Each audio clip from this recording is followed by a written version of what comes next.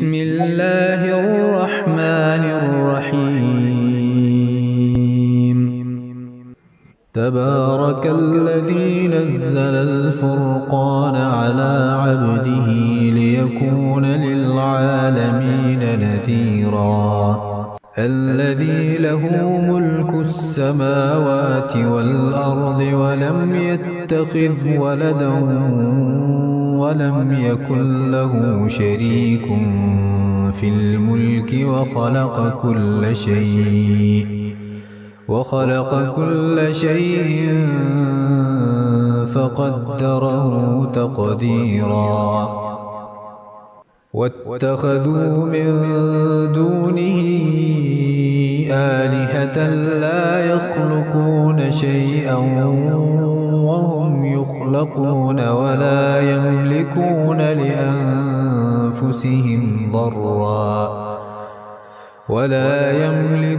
لأنفسهم ضرا ولا نفعا ولا يملكون موتا ولا حياة ولا نشورا وقال الذين كفروا إن هذا إلا إفك افتراه وأعانه عليه قوم آخرون فقد جاءوا ظلما وزورا وقالوا أساطير الأولين اكتتبها فهي تملى عليه بكرة وأصيلا قل أنزله الذي يعلم السر في السماوات والأرض إنه كان غفورا رحيما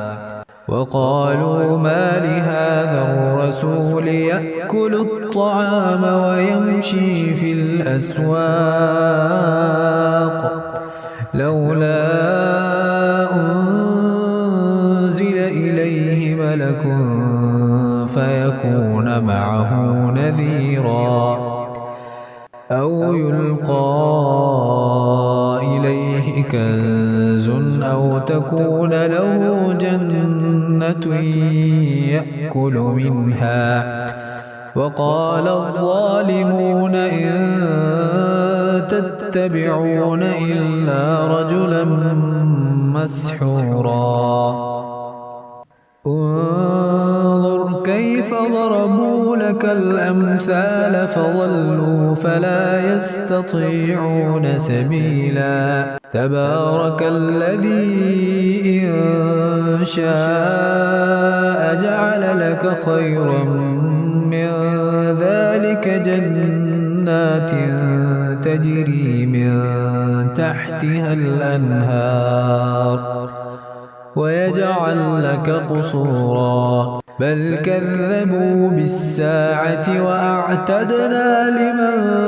كذب بالساعة سعيرا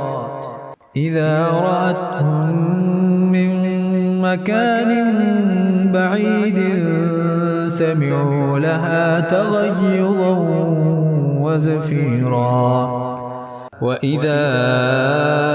ألقوا منها مكانا ضيقا مقرنين دعوا هنالك ثبورا